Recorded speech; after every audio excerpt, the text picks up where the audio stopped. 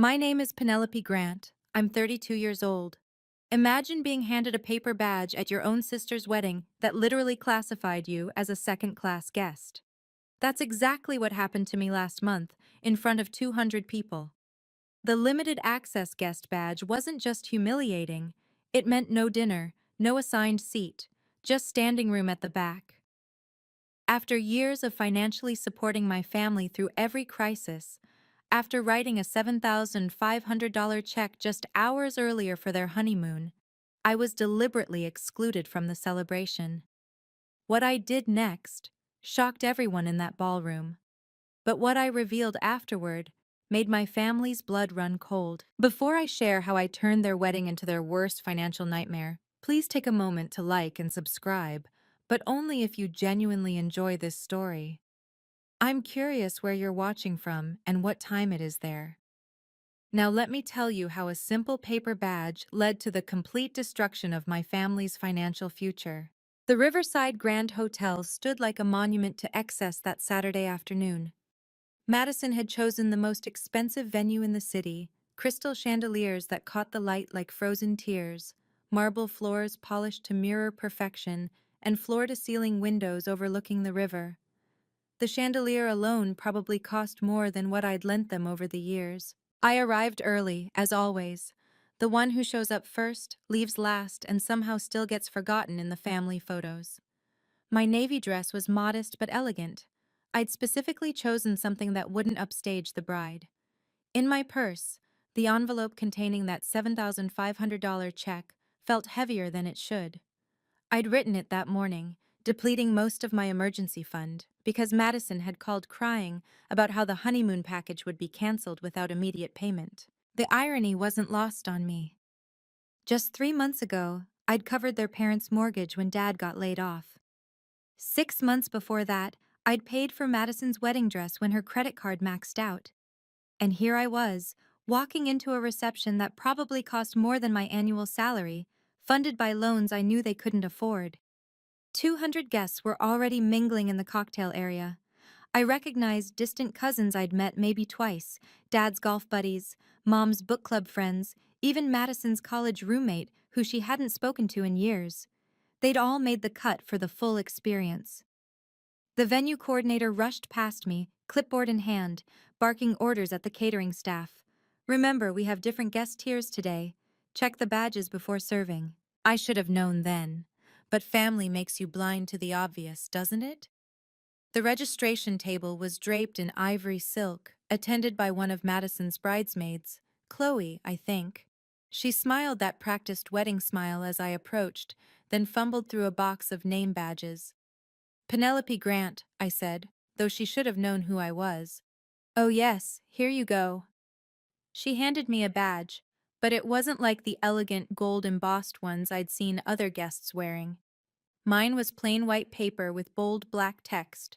Limited access guest. "What does this mean?" I asked, turning the badge over as if the explanation might be on the back. Before Chloe could answer, my mother materialized beside me in her mother of the bride dress, a lavender creation that cost more than my monthly rent. She leaned in close, her voice barely a whisper, but sharp enough to cut. "That means no plate." "No plate?"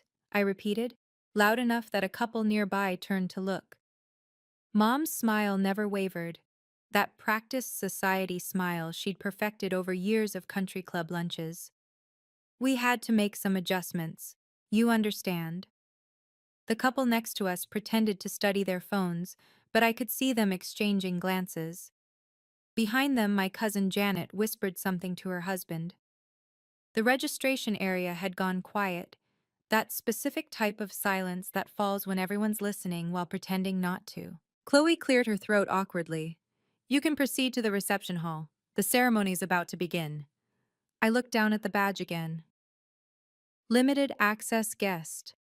3 words that somehow summarized my entire relationship with my family. But the worst part wasn't the badge itself. It was the realization that this had been planned. Someone had sat down, made a list, and decided I belonged in a category below everyone else. The reception hall was breathtaking. Round tables dressed in cream linens and gold accents filled the space, each centerpiece a small fortune of roses and peonies. Place cards in calligraphy marked every seat, except apparently for those of us with white paper badges. I walked through the room, searching for my name among the elegant cards. Table 1. Immediate family. My parents were there, Madison's new in-laws, even Madison's best friend from high school who she'd reconnected with 6 months ago. Table 2. Extended family. Cousins I hadn't seen in years. Great Aunt Martha who'd flown in from Florida. Uncle Ted who'd borrowed money from me last Christmas and never paid it back. Even distant cousins I'd never met had assigned seats. A server approached with a tray of champagne, then noticed my badge and smoothly redirected to another guest. The movement was subtle but deliberate. I'd been tagged like livestock, sorted into a category that everyone could see. Penelope, my cousin Janet waved from table 3. Where are you sitting?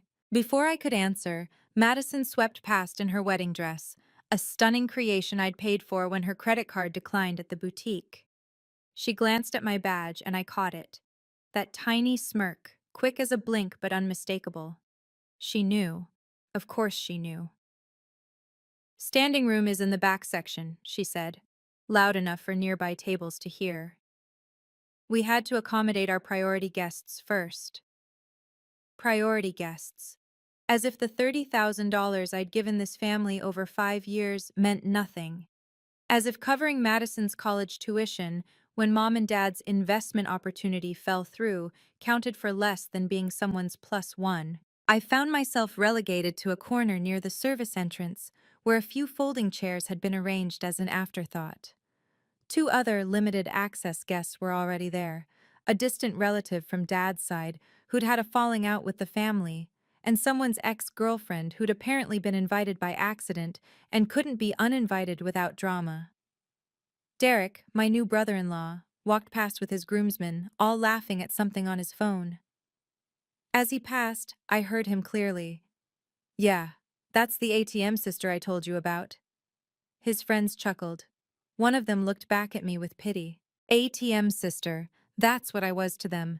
Not Penelope who'd sacrificed vacation time to help with wedding planning, not the sister who'd driven Mom to every chemotherapy appointment during her cancer scare, which turned out to be benign, though she'd milked it for months. Just an ATM in a modest navy dress, standing in the back with a paper badge marking me as less than. The wedding coordinator's voice crackled over the microphone. Ladies and gentlemen, dinner service will begin shortly. Please take your assigned seats. Assigned seats. For everyone but us. Standing there in my designated corner, watching servers arrange place settings for everyone but me, my mind cataloged every dollar, every sacrifice, every time I'd said yes when I should have said no. Madison's college tuition, $22,000 over 4 years because Mom and Dad's sure thing investment turned out to be a pyramid scheme. I'd taken a second job, worked weekends, missed my own college reunion to make those payments.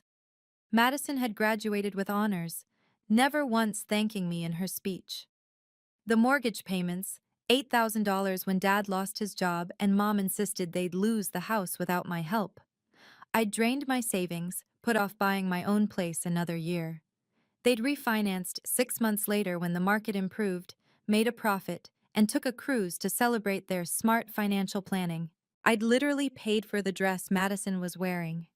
When we'd gone to the boutique, her card had declined. It's just a mix-up with the bank, she'd said, tears threatening her makeup. I'd handed over my card without hesitation. $3,500 for French lace and hand-sewn pearls. She'd promised to pay me back after the honeymoon. The honeymoon. This morning's $7,500 check, written before sunrise because Madison had called at 11 p.m. Hysterical. They'll cancel everything if we don't pay by noon tomorrow. You're the only one who can help us, Penny. Please.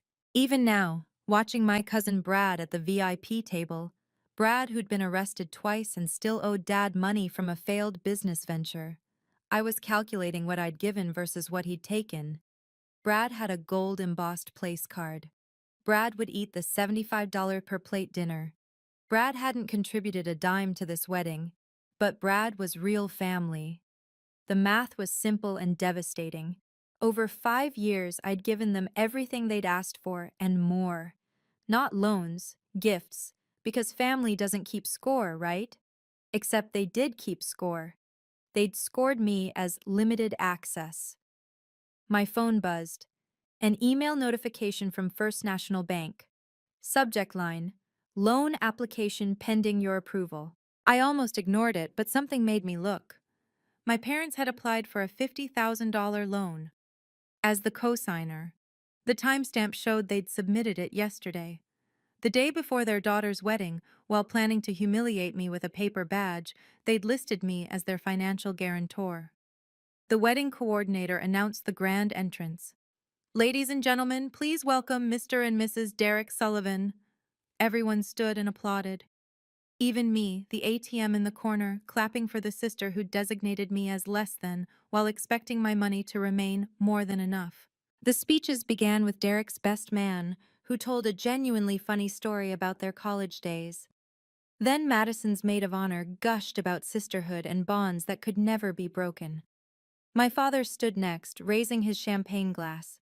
Champagne I noticed the limited access section hadn't been offered. "Madison has always been our shining star," Dad began, his voice carrying across the hushed room. "From the day she was born, she brought nothing but joy to our family. Her mother and I want to thank everyone who made today possible, the Sullivans for raising such a fine young man, our extended family for traveling so far, and all the friends who've supported Madison and Derek's love story." He thanked the venue coordinator by name. He thanked the florist. He thanked his golf buddy for introducing Derek to the family. He thanked Madison's college roommate for being like a second daughter to them. My name never crossed his lips. Mom took the microphone next, dabbing at her eyes. "We're so blessed to have such a complete family here today." Complete. As if I were an empty space, not worth acknowledging. The photographer moved through the room, capturing candid moments. "Immediate family photo by the windows," he called out. I started to walk over. I was immediate family, wasn't I? Madison's bridesmaid intercepted me. "Oh, this is just for the wedding party and parents." "But I'm her sister." "Right, but—" She gestured vaguely at my badge. "Maybe we can do extended family photos later?" Later never came. I watched them pose. Mom, Dad, Madison, Derek, his parents, his sister who'd flown in from Seattle. 20 minutes of photos, and I stood there like hired help, holding Mom's purse when she handed it to me without looking. Derek and his groomsmen gathered near the bar, voices carrying. "Your ATM sister looks pissed," one of them said. Derek laughed. "She'll get over it. She always does. Madison says she's desperate for family approval. Watch, she'll probably offer to pay for the bar tab before the night's over." That's when I decided to check something on my phone. I opened the email from First National Bank, scrolling past the legal language to the meat of it. Loan amount, $50,000. Purpose: home improvement and debt consolidation. Primary applicants: Robert and Linda Grant. Cosigner: Penelope Grant. Status: awaiting cosigner. Final approval. The details made my stomach turn. They'd used my social security number. Of course they knew it. I'd given it to them for their taxes when they'd claimed me as a dependent years ago.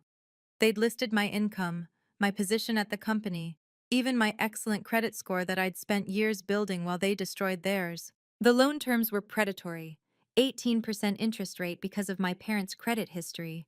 Without my signature, they'd never qualify. With it, they'd get the money, but at a rate that would bury them, and me, if they defaulted. I remembered the call last week. Mom had been vague. "Just some financial restructuring, sweetheart. Nothing for you to worry about. We might need you to look at some paperwork, but it's really just a formality." A formality, like my attendance at this wedding. The approval deadline was Monday, 9 a.m., 2 days from now. They'd timed it perfectly. Get through the wedding, let the emotion of the day soften me up, then spring the papers on me tomorrow with tears and manipulation. How can you refuse after such a beautiful family celebration? Except they'd miscalculated. They'd shown me exactly what family meant to them before asking me to stake my financial future on their mistakes. Another email sat below it, from 3 days ago. Madison had forwarded a venue invoice to both my parents and me, probably by accident. The outstanding balance, $30,000, due within 10 days or legal action will be pursued. They'd only paid the deposit. They were counting on this loan to cover the rest. The pieces clicked together like a combination lock. The limited access badge wasn't just cruel, it was strategic. Put me in my place, remind me I was lesser, then graciously allow me to prove my worth by saving them financially. Again. The dinner service was beginning, servers flowing out with covered plates. The aroma of filet mignon filled the air. My stomach growled, but that was about to be the least of my problems. Standing in my corner, I did what I did best, ran the numbers. If I signed that loan, I'd be liable for $50,000 plus interest if they defaulted. And they would default. Dad had been between jobs for 2 years now, and Mom's part-time work at the boutique barely covered their country club membership they refused to cancel. But the financial cost was just the beginning. This was year 5 of the pattern, and I could see years 6 through 20 stretching ahead like a prison sentence. Every family event would follow this script. Public humiliation, followed by private requests for money. They'd trained me well, shame me into compliance, make me grateful for scraps of approval. The social cost was already visible. My VP from work, Sandra, sat at table 2, watching me stand in the corner like a punished child. She'd seen the badge, seen the exclusion. Tomorrow's office dynamics would shift. How could she respect someone who couldn't even command respect from her own family? Every family gathering, I was the wallet, never the daughter. The truth of it sat heavy in my chest. I thought about Thanksgiving last year. I'd brought a homemade pie and a check for Mom's emergency dental work. They'd seated me at the kids' table, literally, with the teenagers and children, while Madison's boyfriend of 2 months sat with the adults. The dental work turned out to be veneers, cosmetic. My phone buzzed with a text from Madison. "Stop looking so miserable. You're ruining the photos." I wasn't even in the photos. The opportunity cost hit me hardest. While funding their lifestyle, I'd postponed my own. The downtown condo I'd wanted. My down payment had become Madison's college tuition. The MBA program I'd been accepted to. That money went to their mortgage. The therapy I clearly needed. That budget line item was consistently redirected to family emergencies. Dr. Kim, my therapist from 2 years ago, had warned me before I'd stopped seeing her, couldn't afford it after paying for Mom's cancer treatments. "Penelope, you're not helping them. You're enabling them, and they'll escalate their tactics each time you comply." She was right. Last year, I'd been seated at the kids' table. This year, I didn't even get a seat. Next year, would I be outside looking in through the windows? Then the dinner service began. The servers moved like a choreographed dance, silver domes lifting to reveal perfectly plated dinners. The smell of garlic butter and rosemary filled the room. My stomach clenched. I'd skipped lunch to help Madison with last-minute preparations, ironing her going-away dress while she got her nails done. I was always the first to arrive, the last to leave. Every crisis, real or manufactured, I'd dropped everything. When Mom called about her cancer scare, I'd used all my vacation days to drive her to appointments. The tests came back benign, but she'd waited 3 weeks to tell me. 3 weeks of me sleeping in hospital waiting rooms, missing my best friend's wedding, losing the promotion to someone who'd been present while I'd been playing nurse to a hypochondriac. The fake illness had been the cruelest manipulation. I'd cried in bathroom stalls, terrified of losing her, while she'd posted photos from lunch dates with her book club, captioned "making the most of every moment."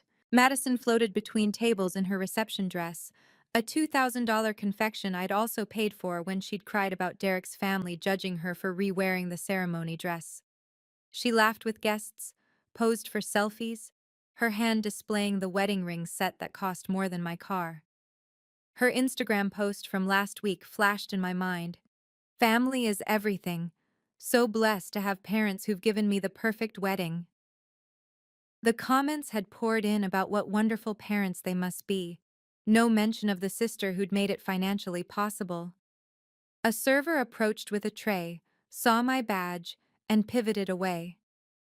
The limited access guests beside me were sharing a bag of vending machine chips someone had bought from the lobby. We were the untouchables at a celebration of union. Derek's laugh boomed across the room. He was telling the story of their engagement, the surprise trip to Paris I'd helped fund when he'd come up short. Madison deserves the world, he was saying, and I'll spend my life giving it to her. With my money, apparently.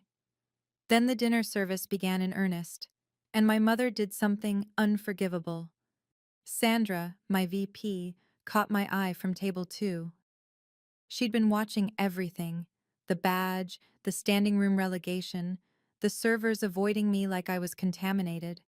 Her expression was carefully neutral, but I knew that look. It was the same one she wore during performance reviews when someone's leadership potential was in question. 3 other colleagues from my company were here. Madison had insisted on inviting them to show Penelope we value her career. They sat at respectable tables with proper place cards, while I stood in the corner like an intern who'd crashed the party. Even my professional standing was being undermined. Marcus from accounting whispered something to Jennifer from HR. They both glanced my way, then quickly looked away when I noticed. By Monday, this would be office gossip. Did you hear about Penelope at her sister's wedding? Her own family treats her like a doormat. How could I negotiate million-dollar contracts when everyone knew I couldn't even negotiate basic respect from my family? How could I manage a team when I couldn't manage boundaries with my parents? Last month, I'd been shortlisted for the CFO track program. Sandra had pulled me aside, said I showed exceptional financial acumen and leadership potential. But leaders don't wear paper badges marking them as less than. Leaders don't stand in corners while others feast. My phone lit up with a LinkedIn notification. Someone from the wedding, I couldn't tell who, had already posted a photo. There I was in the background, badge visible, standing alone while the real guests enjoyed dinner. The caption, "Beautiful wedding, such a loving family celebration." The irony was razor sharp. I controlled $50 million in corporate accounts. I'd saved my company $2 million last quarter by renegotiating vendor contracts. My signature could authorize purchases that would make this wedding look like pocket change. But here, in this room full of people who knew me since birth, I was nobody. Sandra raised her champagne glass slightly in my direction. Not a toast, but an acknowledgement. She'd seen everything. The question was, would she see weakness, or would she see someone about to set a boundary? If you've ever been taken for granted by family, despite being their biggest supporter, you'll understand what happened next. Drop a comment about whether you think I went too far. I genuinely want to know your thoughts. And if this story resonates with you, please hit that subscribe button. It really helps me share these important conversations about setting boundaries with toxic family members. Now let me tell you about the moment everything changed. The servers moved in perfect synchronization, placing plates before guests with practiced elegance. Filet mignon with truffle reduction, seared scallops, garden vegetables arranged like art.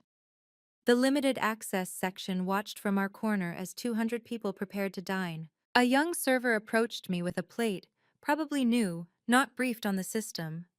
Before she could set it down, the catering manager intercepted her. "Check the badge," he said, loud enough for nearby tables to hear. The server looked at my white paper badge, then at the manager, confused. "No service for limited access," he said. "But," I started, "you'll need to check with management if there's been a mistake." His tone suggested there hadn't been. The conversation rippled outward. Table by table, guests turned to look at the woman being denied food at her sister's wedding. Some pretended not to notice, suddenly fascinated by their napkins. Others stared openly, waiting to see what would happen next. Madison stood up at the head table, clinking her fork against her glass. The room fell silent. "Before we begin our meal," she announced, her voice carrying clearly through the microphone, "I want to address a small logistics issue. Due to venue constraints, we've had to implement a tiered system for tonight's celebration. Some guests have restricted access. It's nothing personal, just practical planning. Not everyone contributed equally to this celebration." Not everyone contributed equally. The woman who'd paid for her dress, her education, her honeymoon, hadn't contributed equally. 200 faces turned to look at me and the other limited access guests. We were marked, labeled, publicly identified as less than. Someone actually took a photo. I saw the flash. "Those with restricted access are welcome to enjoy the cash bar," Madison continued, smiling like she was doing us a favor. "And there's a vending machine in the lobby." A few people laughed nervously. Most looked uncomfortable. Sandra, my VP, set down her fork without taking a bite, her expression dark. Derek added from his seat, not bothering with the microphone but loud enough to carry. "Times are tough. We had to make some hard choices about who really matters." Who really matters? My mother then did something unforgivable. My mother rose from her seat at the family table, smoothing her lavender dress as she took the microphone from Madison. Her smile was beatific, the perfect mother of the bride, ready to address her guests. "I want to clarify something," she began, her voice warm but carrying an edge I knew too well. "When we planned this wedding, we had to make distinctions between family who shows up and family who just writes checks." The room went silent. Even the servers stopped moving. "Some family members," she continued, looking directly at me, "think money replaces presence. They're always working, never available for what really matters, too busy climbing ladders to remember where they came from. Real family shows up with more than just money." The words hung in the air like a slap. The woman I'd driven to 17 chemotherapy appointments for a cancer she never had was lecturing me about showing up. "We wanted this day to celebrate those who've been present in Madison and Derek's journey," Mom said, dabbing at her eyes for effect. "Not just financially, but emotionally. Some people need to learn that family isn't a transaction." Aunt Martha shifted uncomfortably. She knew I'd been at every family crisis while Madison had been too busy with sorority parties and spring breaks I'd funded. "So, yes," Mom concluded, "we have different access levels tonight. It reflects the access people have chosen to give to our family over the years." She sat down to scattered, uncomfortable applause. The irony was suffocating. I'd given them complete access to my bank account, my time, my life. In return, I got a paper badge and public humiliation. Madison mouthed, "Sorry, not sorry," from the head table. The room buzzed with whispers. I heard fragments. Harsh but honest. "Family drama. She must have done something terrible. Poor parents."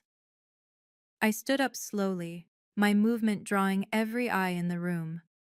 200 guests watched as I walked, not rushed, not angry, but deliberate, toward the gift table displayed prominently near the entrance.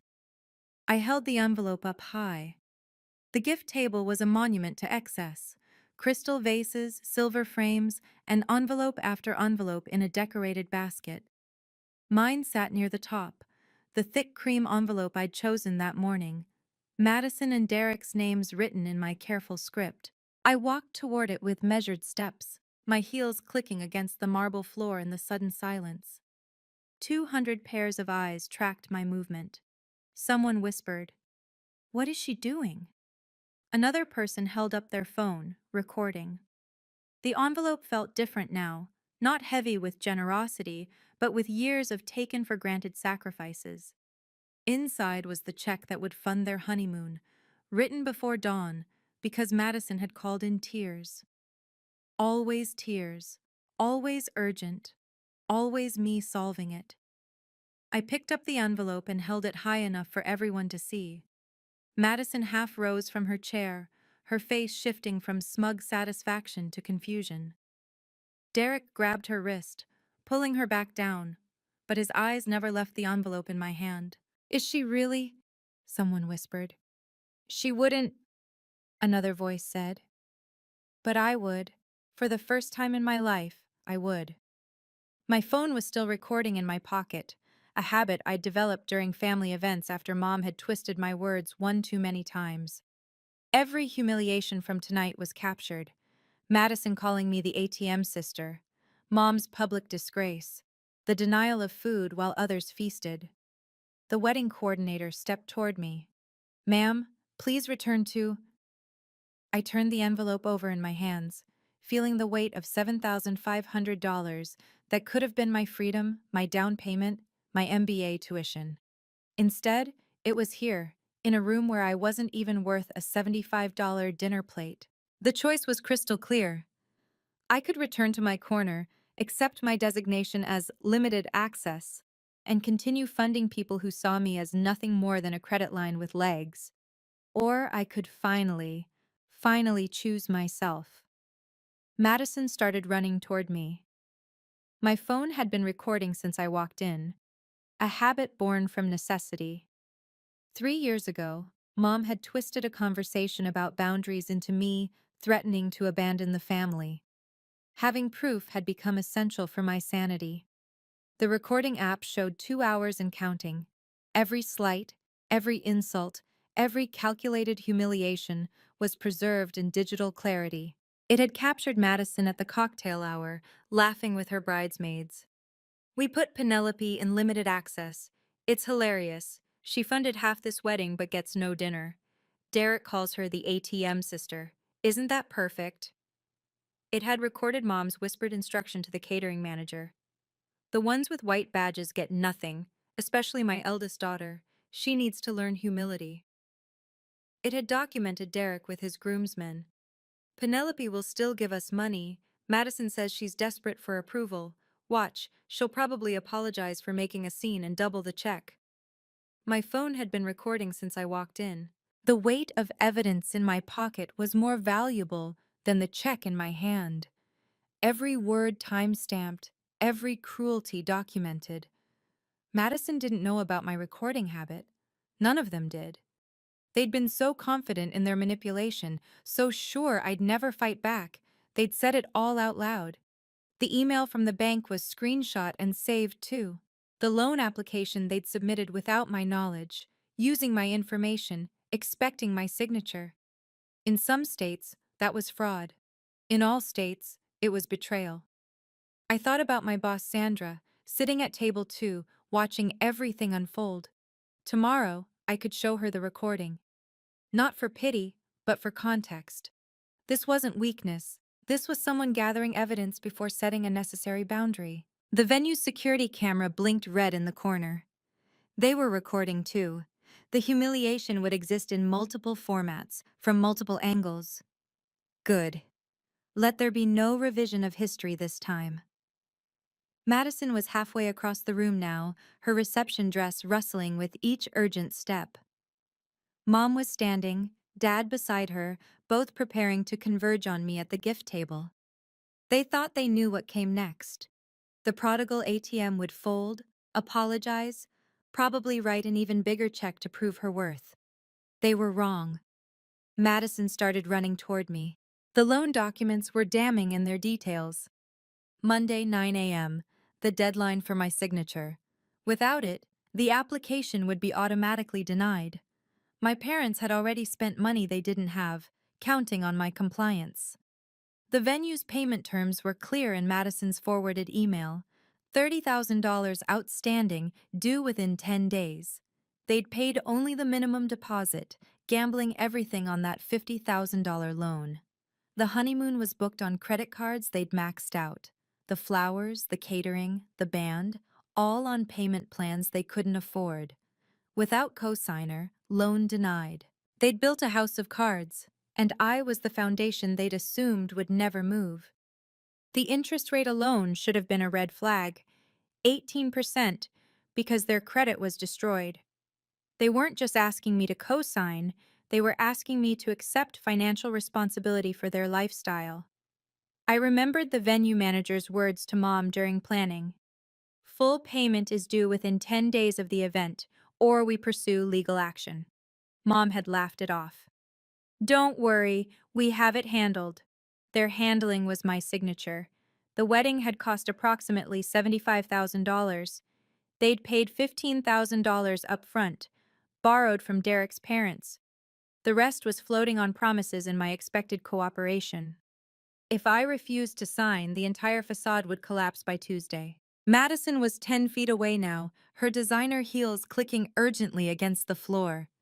Penelope, what are you doing? Her voice was high, panicked. Behind her, Derek had stood up, his face flushed. He knew exactly what that envelope contained. He'd been there this morning when Madison called me, crying about the honeymoon cancellation. He'd probably coached her on what to say. Mom and Dad were moving too, Mom's society smile finally cracking. Dad looked confused. He probably didn't fully understand how precarious their finances were. Mom had always handled the money badly. The room held its breath. 200 guests waited to see if the limited access daughter would dare to retrieve her gift from the priority couple. Madison reached for my arm. Put that down, now. I opened the envelope slowly, deliberately, letting the sound of tearing paper fill the silent room. The check emerged. $7,500 written in blue ink, my signature clear at the bottom. I held it up so the head table could see the amount. That's our honeymoon, Madison screamed, lunging for it. I stepped back, keeping the check high, and spoke clearly so everyone could hear. Limited access guests don't give full gifts. The words landed like a bomb. I used their own language, their own classification system, their own cruel logic against them. Then I tore it. The first rip split the check in half. Madison's scream could have shattered glass. The second tear quartered it.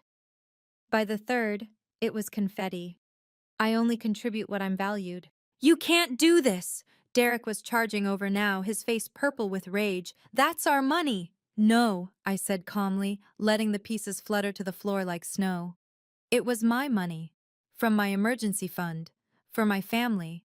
But limited access guests aren't family, are they? The room erupted. Guests gasped, phones came out, and the wedding videographer swung his camera toward me, capturing everything. Madison dropped to her knees, trying to gather the pieces as if she could tape them back together. You're ruining everything, she sobbed, mascara streaming down her cheeks. How could you? How could I? After funding her entire adult life, after sacrificing my dreams for hers, after being publicly humiliated in front of everyone who mattered to my career and family, how could I? Mom reached us, her voice deadly quiet. Penelope Grant, you will write another check right now. No, this is not a request. Neither is basic human dignity, but you made that negotiable. Dad finally arrived, panting slightly. Princess, please, let's discuss this privately. Princess. He hadn't called me that in years, only when he needed something. There's nothing to discuss, I said. You classified me as limited access. I'm simply honoring your system. Then my father said the quiet part out loud. Derek's hand clamped around my upper arm, his grip tight enough to leave marks. You can't do this to family. His voice boomed across the ballroom, all pretense of calm abandoned. What family? I asked, my voice steady despite his fingers digging into my skin. I'm limited access, remember? Not priority, not equal. So what family are you talking about? Phones were out everywhere now, guests recording the spectacular collapse of what had been a picture-perfect wedding. The wedding videographer had abandoned the staged shots for this raw drama. Someone was live streaming. I could see the Facebook Live notification on their screen. Derek's parents rushed over, his mother's pearls bouncing with each step. Derek, let her go, she commanded, but he didn't listen. We're counting on that money, he shouted, shaking me slightly. Madison told me you'd come through. You always do. That's what you're for. That's what you're for. The mask hadn't just slipped, it had been completely torn off. Every guest heard it. Sandra, my VP, had stood up from her table, her phone clearly recording. The professional witnesses would remember this moment. Derek! Madison pulled at his arm. Stop it! People are watching. Let them watch. He released me with a slight shove. Your sister just cost us everything. The honeymoon, The what? I asked loudly. The venue payment you haven't made? The $30,000 you still owe? The loan you need by Monday? The color drained from Madison's face. She hadn't expected me to know about the loan. Mom stepped between us, her society smile completely gone, replaced with something feral. Penelope, stop this immediately. Like you stopped the servers from giving me food? That's different. You're right. It is different. You can't eat humiliation, but apparently you expected me to swallow it anyway. The wedding coordinator was speaking urgently into her headset, probably calling security. The DJ had stopped the background music. Even the servers had frozen, watching the train wreck unfold. Then my father said the quiet part out loud. You owe us after everything. Dad's voice cracked with desperation. We raised you. We gave you life. We need that loan approved Monday or we lose everything. The entire room heard him beg. Gasps rippled through the crowd. The word loan hung in the air like a confession. This wasn't about a wedding gift. This was about survival, and everyone now knew it. Madison grabbed Dad's arm. Shut up! Just shut up! But he was beyond stopping, panic overriding sense. 50,000, Penelope. You have to sign it. The venue, the vendors. We'll be sued. We'll lose the house. Robert, Mom hissed, but the damage was done. The guests were murmuring now, pieces clicking together. The limited access badges, the public humiliation, and now begging for a loan. The story wrote itself. They'd tried to break me down to build themselves up. So that's what this was about, I said, loud enough for everyone to hear. Humiliate me into compliance. Make me desperate enough for acceptance that I'd sign anything. That's not, Mom started. The loan application was submitted yesterday. The wedding was today. The timing isn't coincidental. Derek's mother covered her mouth in shock. You took out loans for this wedding? It's handled, Madison shrieked. It was supposed to be handled. By me. Their perpetual solution to every problem. Their human ATM who just needed the right combination of guilt and humiliation to dispense cash. The whole room heard him beg, someone whispered behind me. Dad's face was crimson now, realizing what he'd admitted. This is family business. Family? I laughed, but there was no humor in it. You made me stand in the corner like a beggar at my sister's wedding, and now you want to talk about family? The wedding coordinator approached with 2 security guards. Is there a problem here? No problem, I said calmly. I was just leaving. Mom grabbed my wrist. You mean the $50,000 loan? I said clearly, ensuring my voice carried across the silent ballroom. The one requiring my signature as co-signer? For a wedding that's already happened? I pulled out my phone, holding it high so those nearby could see the email from First National Bank. The header was clearly visible. Loan application, pending co-signer approval. Let me make sure everyone understands, I continued, my voice steady as a news anchor. My parents applied for a loan using my information without my knowledge. They need my signature by Monday morning, or it's automatically denied. The murmuring grew louder. Someone said, That's fraud! Another whispered, They used her information? The interest rate is 18%, I announced, because their credit is destroyed. They're not asking me to help.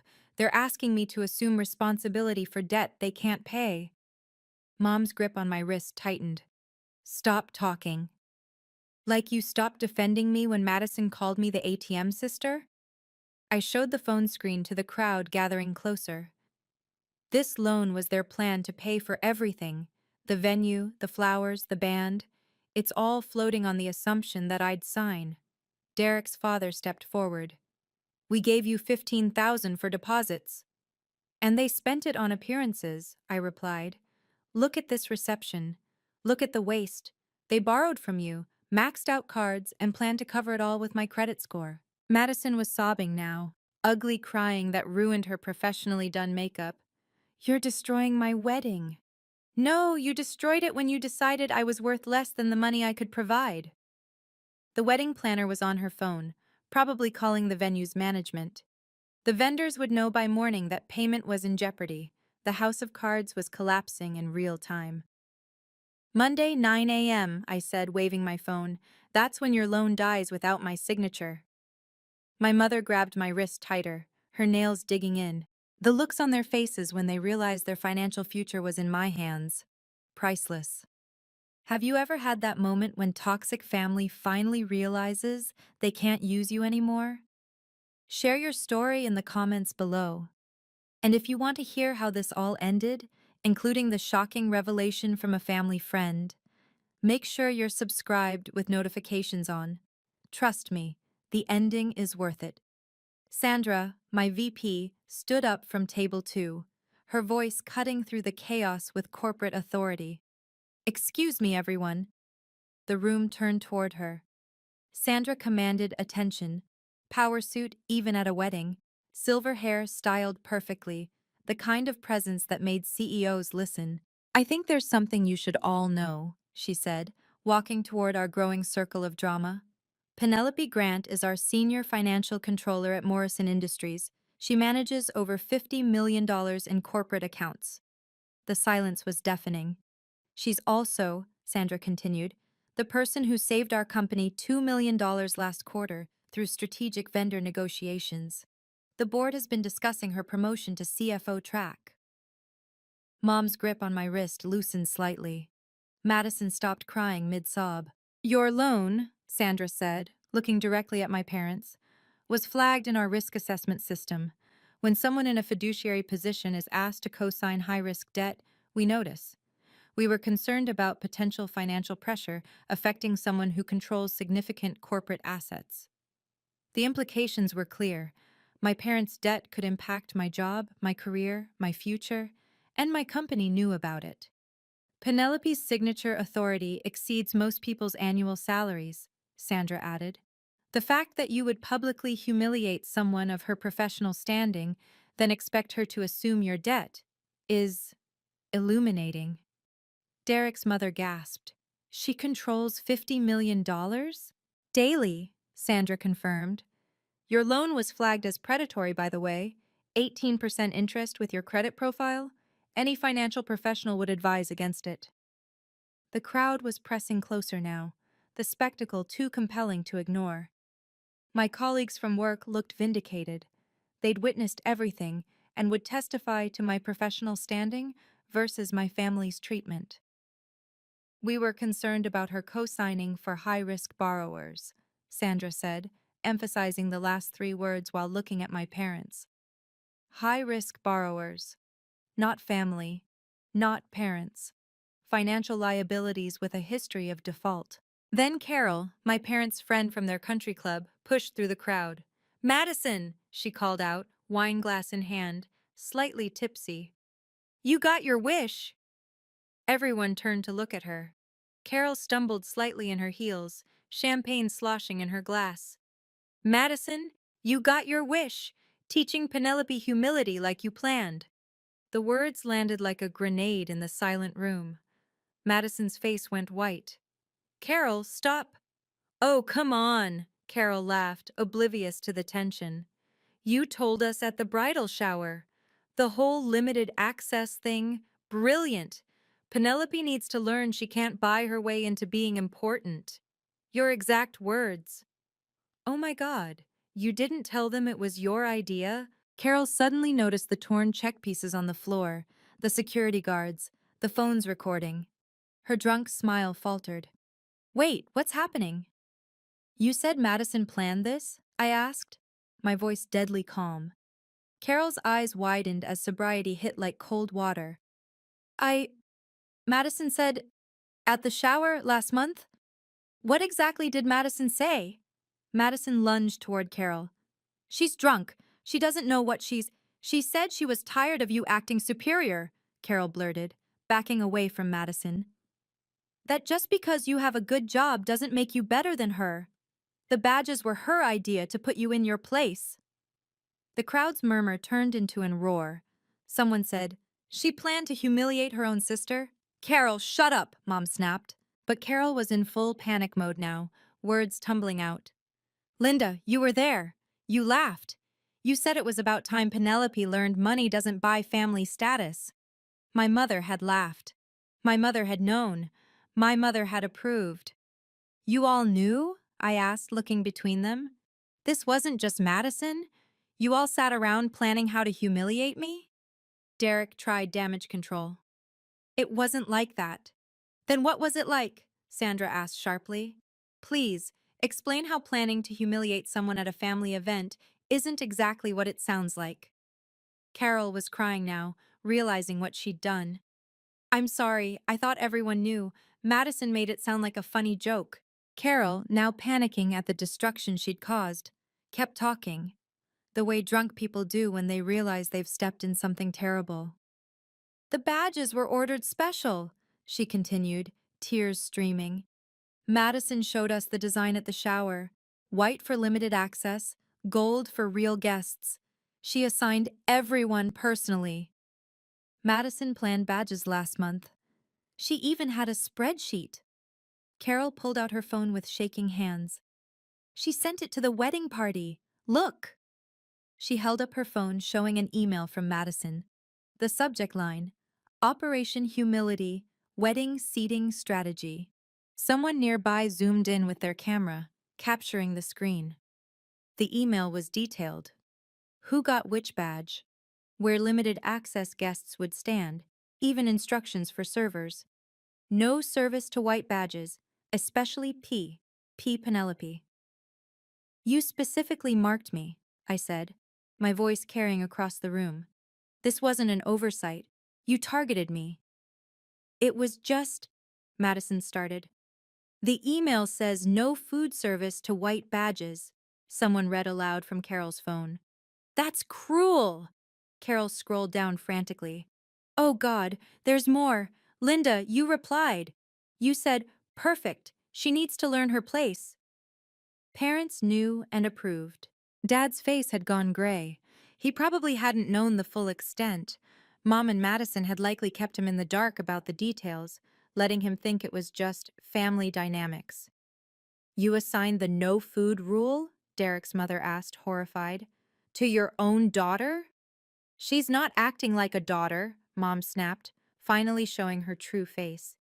"She holds money over our heads, acts like she's better than us because of her job." "Because I have a job?" I interrupted. "Or because I use my job to fund your lifestyle while getting nothing but contempt in return?" The wedding coordinator stepped forward. "I need everyone to calm down, or I'll have to clear the room." But the truth was out now, spreading through the crowd like wildfire. The calculated cruelty, the planned humiliation, the deliberate starvation. All premeditated, all designed to break me before asking for my signature. I pulled out my phone. I pulled out my phone and opened the recording app. "Since we're sharing truth, let's share all of it." "What are you doing?" Madison asked, her voice high with panic.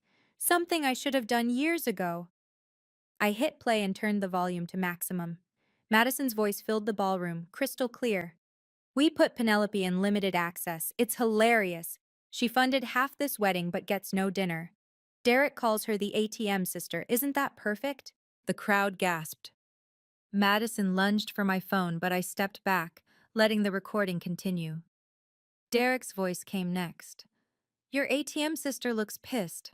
She'll get over it. She always does. Madison says she's desperate for family approval. Watch. She'll probably offer to pay for the bar tab before the night's over." Then Mom's whispered instruction to the catering manager. "The ones with white badges get nothing, especially my eldest daughter. She needs to learn humility." Everyone heard their true colors. The recording continued. Every cruel comment, every calculated insult, every moment of planned degradation played for 200 witnesses. The wedding videographer had his camera trained on my phone, capturing the evidence being presented. "Turn it off!" Mom shrieked, but I let it play. Dad's voice from earlier. "You owe us after everything. We need that loan approved Monday." The complete conversation, unedited, undeniable. When it finished, the silence was absolute. Even the servers stood frozen, trays forgotten. "You recorded us?" Madison whispered. "I recorded a family event," I corrected. "Like anyone would. The fact that your cruelty is on tape is your problem, not mine." Someone in the crowd started slow clapping. Then another. It wasn't applause. It was acknowledgement. They'd witnessed something unprecedented. Complete, documented exposure of family toxicity. "That's evidence of conspiracy," someone said. "Premeditated emotional abuse." Derek's father stepped toward his son. "We gave you money for this? To torment her sister?" "It wasn't supposed to go this far," Derek protested. "How far was it supposed to go?" Sandra asked. "Just far enough to break her into signing your loan?" I looked at my family, these people who'd planned my humiliation while spending my money. "Everyone heard your true colors. No revision of history this time." I opened the email from First National Bank and hit reply. My fingers moved across the screen with practiced precision as 200 people watched. "I'm declining the co-signature," I announced, typing each word deliberately. "Email sent to bank right now." "No!" Madison screamed. "You can't!" I turned my phone toward the crowd, showing the sent confirmation. "Loan officially denied." The timestamp read 8:47 p.m. The bank's automated response was immediate. "Co-signature declined. Application status, rejected." "Your financial planning should match your family values." "Limited," I said, looking directly at my parents. Mom collapsed into a chair, her face ashen. "We'll lose everything." "You gambled everything on my compliance. That's not a financial plan. That's extortion." The venue manager had appeared, having heard the commotion. She approached my parents with a grim expression. "Mr. and Mrs. Grant, we need to discuss your outstanding balance." "Not now," Dad snapped. "I'm afraid it can't wait. Without payment confirmation by Monday, we'll have to pursue legal action." The dominoes were falling in real time. No loan meant no venue payment. No venue payment meant lawsuits. Lawsuits meant bankruptcy. "Penelope, please!" Madison grabbed my arm. "The honeymoon is non-refundable. We'll lose thousands." "You mean you'll lose thousands? I already lost 30,000 over 5 years. Consider us even." Derek was on his phone, frantically calling someone, probably his parents, who'd just learned their 15,000 deposit had been wasted on a wedding built on lies and loans. "The vendors need payment too," the venue manager continued, consulting her tablet. "The florist, the band, the photographer, they're all expecting settlement within 10 days. Each word was another nail in the coffin of my family's financial fantasy. They'd spent money they didn't have on a spectacle they couldn't afford, assuming I'd cover it like I always had. "This is financial murder," Mom accused. "No," I replied calmly. "This is financial boundaries, something you should have learned before destroying your credit." The notification on my phone chimed. "Loan application rejected. Thank you for your response." It was final. Irreversible. Done. I turned toward the exit, my heels clicking against the marble with measured steps. The crowd parted like the Red Sea, creating a pathway lined with stunned faces and recording phones. "Penelope, stop!" Madison sobbed behind me. "The venue needs payment. We'll be sued." I didn't turn around. Each step was a declaration of independence from years of financial servitude. "Please," Mom's voice cracked. "We'll lose everything. The house, our reputation." Still walking, the exit glowed ahead like a promise of freedom. "You're destroying your sister," Dad shouted, his last attempt at manipulation. That made me pause at the doorway. I turned just my head, not my body, and delivered my final words to the room. "Limited access works both ways." Then I walked out. Behind me, the explosion was immediate. Madison's wailing echoed through the doorway. Derek was shouting at his parents. Mom was arguing with the venue manager.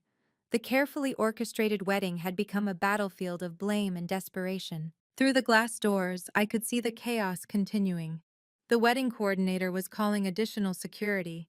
Guests were gathering their things, the celebration officially over. Someone, I think it was Cousin Janet, was comforting Madison, who'd collapsed in Derek's arms. The valet brought my car around. As I waited, I could hear fragments from inside. Can't do this to family. $30,000. Lawsuit by Monday. How could she? I tipped the valet and got in my car.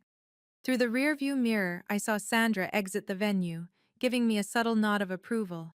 She'd witnessed everything. My professional reputation hadn't been damaged. If anything, I'd shown decisive leadership under pressure. My phone buzzed with notifications. The video was already spreading on social media. Bride humiliates sister, sister destroys wedding, was trending locally. But I didn't look at any of it. I drove away from the Riverside Grand Hotel, away from the family that had seen me as nothing more than a wallet with obligations. For the first time in my adult life, I was free. By the time I reached my apartment, my phone showed 47 missed calls. The wedding reception had imploded completely, and the aftershocks were spreading fast. My colleague Jennifer texted, "Reception ended 2 hours early. Venue manager shut it down. Your parents couldn't guarantee payment." The dominoes fell quickly. The band had stopped playing when the venue manager announced an early conclusion to tonight's celebration. The bar closed immediately. Apparently, that was cash only, and my parents didn't have any. The cake cutting never happened. The photographer left after demanding immediate payment for the work already done. They had to end the reception 2 hours early. A video from Cousin Janet showed the aftermath. Madison sobbing in her reception dress while guests awkwardly filed out. The beautiful ballroom emptying prematurely, servers already breaking down stations, the wedding coordinator arguing with my parents about breach of contract. Derek's mother could be heard saying, "We want our 15,000 back, tonight." The family text chain exploded. Aunt Martha, "What just happened?" Uncle Ted, "Penelope destroyed the wedding." Cousin Brad, "She tore up a check in front of everyone." But other messages were different. Janet texted privately, "Good for you. They've treated you like garbage for years." A great aunt I barely knew wrote, "About time someone stood up to Linda's nonsense." The video was spreading beyond family. Someone had posted it to the local Facebook community group with the caption, "Wedding drama at Riverside Grand, Sister Revolt." Within an hour, it had 500 shares and climbing. Comments poured in. The family got what they deserved. Imagine denying your sister food at your wedding. Team Penelope all the way. The parents are trash. But the real devastation was financial. The venue manager had given my parents a deadline: full payment by 9 a.m. Monday or legal proceedings begin. Without my co-signature, they had no way to pay. Their credit cards were maxed, their credit was shot, and now everyone knew it. Madison's perfect wedding had become the most infamous event of the year, but not for the reasons she'd planned. Instead of being remembered for its elegance, it would be remembered for its spectacular collapse when the family ATM finally closed for business. By Sunday morning, the social destruction was complete. The video had gone beyond local. Someone with a larger following had shared it with the caption, "This is why you don't treat family like servants." 20,000 shares. The comments section was brutal. "The mother is a monster. They deserved worse. Penelope is my hero." Madison's employer, Riverside Elementary, had seen the video. The principal called an emergency meeting for Monday. Teaching children required moral character, and publicly planning to humiliate and starve your sister raised questions. Parents were already commenting on the school's Facebook page. "Is this who's teaching our kids about kindness?" Derek's family was demanding an annulment. His mother had called off the family brunch, telling everyone that she needed time to process who her son had married. His father wanted their 15,000 back immediately, threatening legal action if necessary. Derek's sister posted on Instagram, "When someone shows you who they are, believe them. Family announcement coming soon." My parents were shunned at their country club. Mom's book club friends had a text chain that she was accidentally included in. "Linda is absolutely toxic. Poor Penelope. I'm not comfortable having her in our group anymore." Mom was removed from the chat an hour later. Dad's golf buddies were less subtle. One texted him directly. "Saw the video, that was disgusting, Bob. Don't come to poker night." The church they'd attended for 20 years was concerned. The pastor's wife called to say they should take some time for family healing before returning to services.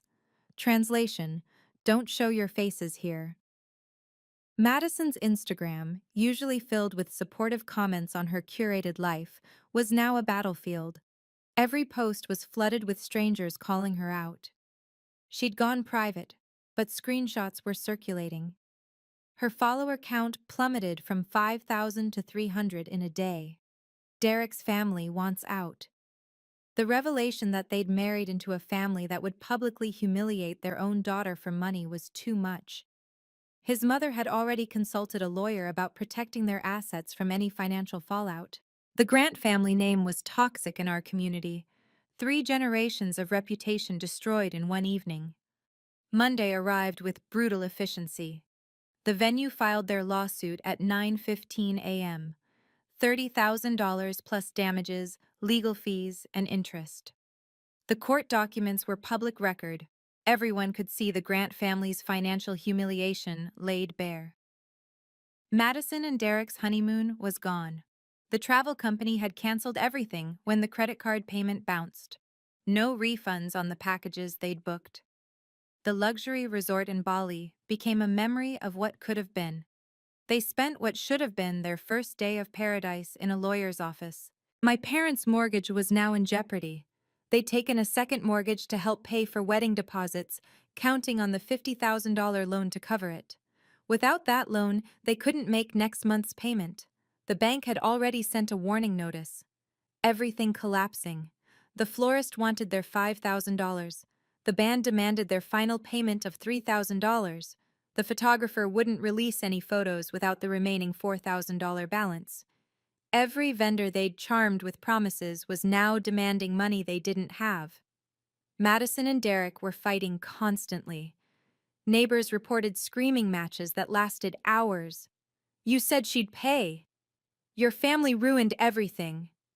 Their marriage, not even a week old, was already cracking under financial pressure. Then came the bankruptcy lawyer consultation. Tuesday afternoon, my parents sat in a sterile office, filling out paperwork that detailed every asset, every debt, every financial mistake. The lawyer was blunt. Chapter 7 might be your only option. The wedding that was supposed to showcase their success would be listed in bankruptcy court as the final catastrophic expense that broke them.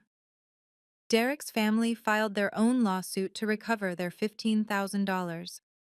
They wanted nothing to do with the grants, but they wanted their money back. It was business now, not family. The local news picked up the story. Wedding disaster leads to multiple lawsuits. They didn't name names, but everyone knew.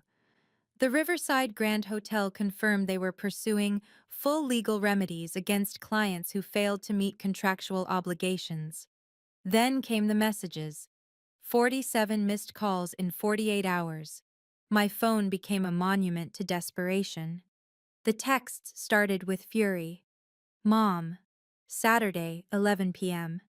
You're dead to us." Madison, Sunday, 2 a.m. "I hope you're happy. You destroyed my life." Dad, Sunday, 6 a.m. "This is unforgivable." By Sunday afternoon, the tone shifted to bargaining. "Mom, let's talk about this like adults." Madison, "I'm sorry for the badge thing. Can we work this out?" Derek, "We can pay you back in installments." Sunday night brought the love bombing. "Mom, you're still my daughter. I love you despite everything." Madison, "Remember when we were kids? We were so close." Dad. Princess, my heart is broken. Please come home. Their texts went from "you're dead to us" to "we love you" in 6 hours. Monday morning, when the lawsuit hit, came the threats. Mom, you'll regret this when we're homeless. Madison, I'll never forgive you. Never. Dad, you've killed your mother. She's having chest pains. The chest pains were fake. Aunt Martha texted me privately. Saw your mom at Starbucks. She seems fine, just angry. Then came the flying monkeys, relatives recruited to guilt me. Uncle Ted. Family forgives, Penelope. Cousin Brad. You went too far. Apologize. Great Aunt Helen. Your mother is suffering, have mercy. But I also got unexpected support. Janet. Stay strong, they earned this. Mom's former friend. Linda's been toxic for years. You did right. Sandra from work. The board was impressed by your boundary setting. Very leadership material. The most desperate attempt came Tuesday evening. Madison sent a long email with the subject line, Olive Branch. She offered to make me matron of honor at a vow renewal ceremony. We'll do it right this time. You'll be at the head table. Full access to everything. Please just sign the loan, we can still fix this. A vow renewal. For a marriage that was 5 days old and already falling apart. The delusion was breathtaking. I didn't respond to any of it. Every text, call, and email went unanswered. The silence was my response. 3 months later, my life had transformed completely. Sandra had fast-tracked my promotion. The board was impressed by what they called decisive action under pressure and exceptional boundary management. I was now deputy CFO, with a clear path to the top position within 2 years. My salary had increased by 40%. I joined a support group for survivors of family financial abuse. Hearing other stories, children drained by parents, siblings exploited for decades, helped me understand I wasn't alone. The therapist leading the group said my case was textbook. They escalated to public humiliation because private manipulation stopped working. Therapy was helping me process 20 years of exploitation. Dr. Kim, whom I could now afford to see weekly, helped me understand the pattern. You were designated the family rescuer before you were old enough to consent. They trained you to believe your worth was transactional. I'd moved to a new apartment downtown, a 2-bedroom with a view of the river. My family didn't know the address. The doorman had their photos with instructions. These people are not allowed access. Limited access works both ways, after all. I was dating someone new. Marcus, a financial advisor who understood boundaries. On our 3rd date, I told him the wedding story. He listened without judgment, then said, "You saved yourself. That takes incredible strength."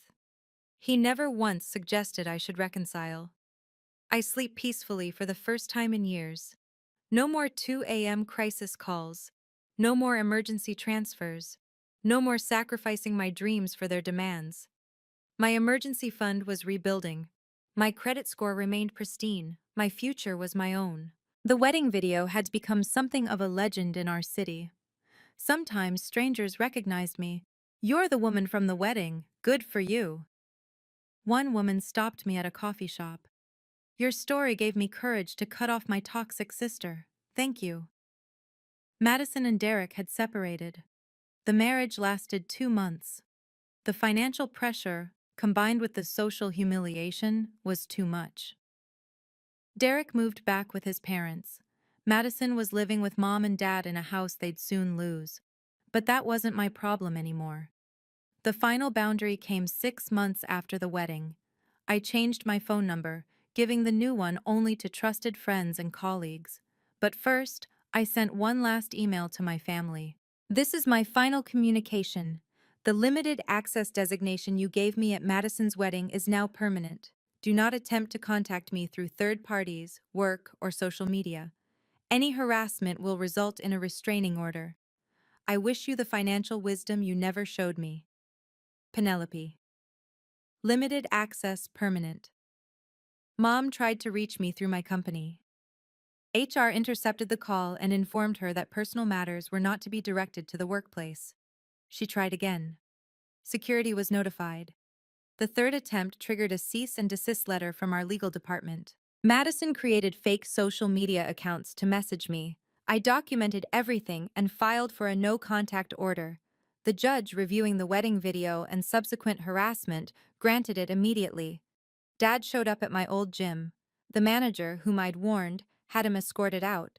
He tried my favorite restaurant next. They'd been briefed too. The maitre d' told him I no longer dined there, though I was actually in the private room, enjoying dinner with Marcus.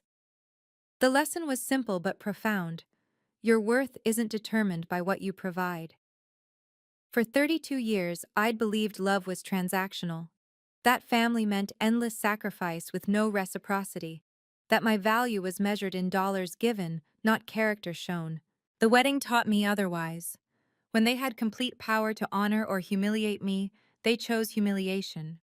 When I had complete power to save or let them sink, I chose myself. Family is behavior, not blood. My real family now includes Sandra, who mentored me through the promotion, Marcus, who loves me without conditions, my support group, who celebrates my boundaries, Dr. Kim, who helped me heal. These people show up with more than requests. They offer more than criticism. They see me as more than an ATM. What would you have done with that $7,500 check? Thank you for listening to my story. If you've survived family financial abuse, you're not alone. Your worth isn't measured by what you can provide. Please share this with someone who needs to hear that setting boundaries isn't cruel, it's necessary. Subscribe for more stories about standing up to toxic family dynamics. Comment below. What's the biggest financial boundary you've had to set with family? And remember, you don't owe anyone access to your success just because you share DNA. Until next time, protect your peace and your pockets.